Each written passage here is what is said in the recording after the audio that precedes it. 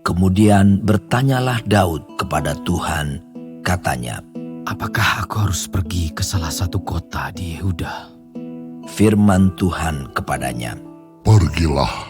Lalu kata Daud, "Kemana aku pergi?" Firman-Nya, "Ke Hebron." Lalu pergilah Daud ke sana dengan kedua istrinya, Ahinoam, perempuan Yisrael, dan Abigail, bekas istri Nabal, orang Karmel itu.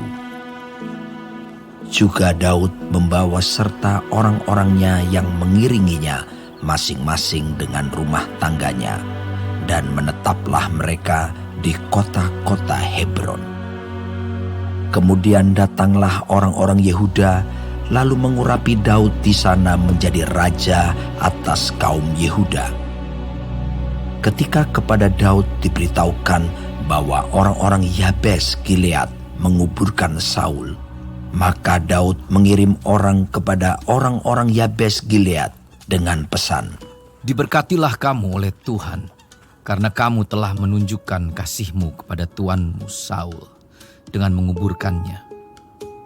Oleh sebab itu, Tuhan kiranya menunjukkan kasih dan setianya kepadamu. Aku pun akan berbuat kebaikan yang sama kepadamu, karena kamu telah melakukan hal yang demikian. Kuatkanlah hatimu sekarang, dan jadilah orang-orang yang gagah perkasa. Sekalipun tuanmu Saul sudah mati, dan aku telah diurapi oleh kaum Yehuda menjadi raja atas mereka."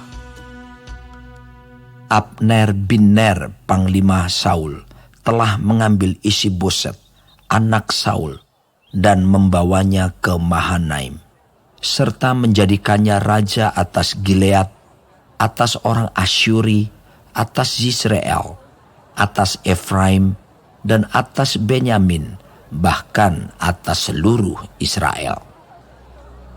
Isi-Boset bin Saul berumur 40 tahun pada waktu ia menjadi raja atas Israel, dan ia memerintah 2 tahun lamanya. Hanyalah kaum Yehuda yang mengikuti Daud. Dan lamanya Daud memerintah di Hebron atas kaum Yehuda adalah 7 tahun dan 6 bulan.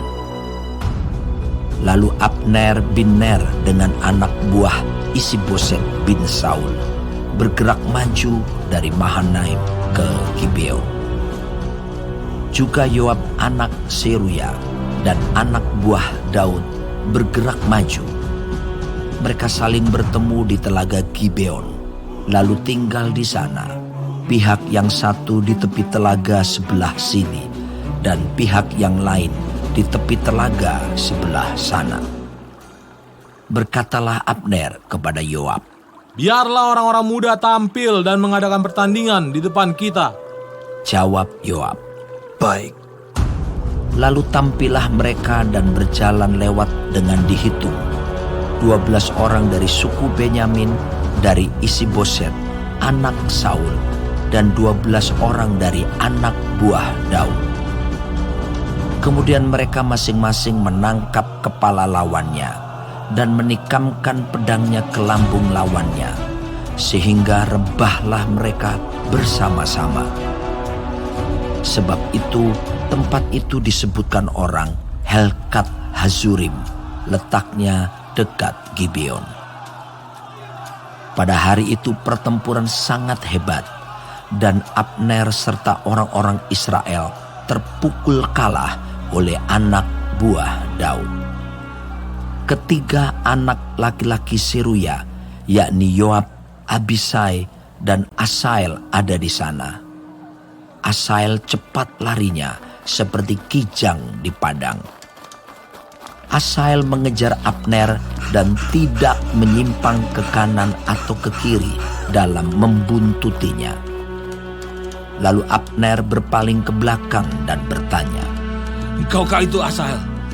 Jawabnya, "Ya, aku." Kemudian berkatalah Abner kepadanya, "Menyimpanglah ke kiri atau ke kanan.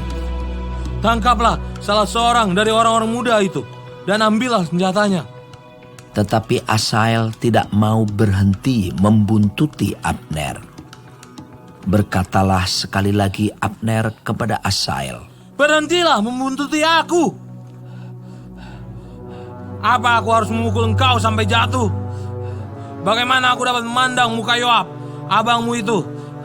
Tetapi Asahel menolak berhenti. Lalu Abner menusuk ke belakang ke perut Asahel dengan tombaknya, sehingga tombak itu menembus belakangnya. Dan rebahlah ia di sana dan mati di tempat itu juga. Semua orang yang datang ke tempat Asahel rebah dan mati itu berhenti di sana.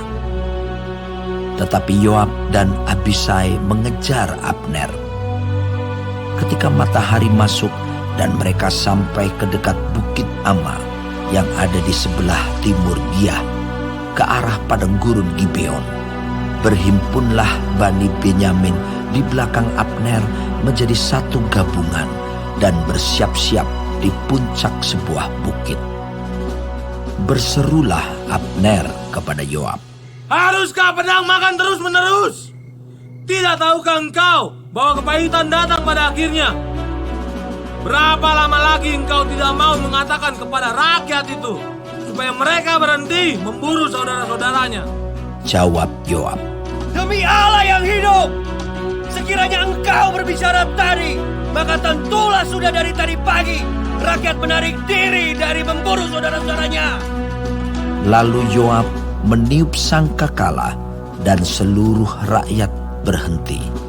Mereka tidak lagi mengejar orang Israel dan tidak berperang lagi.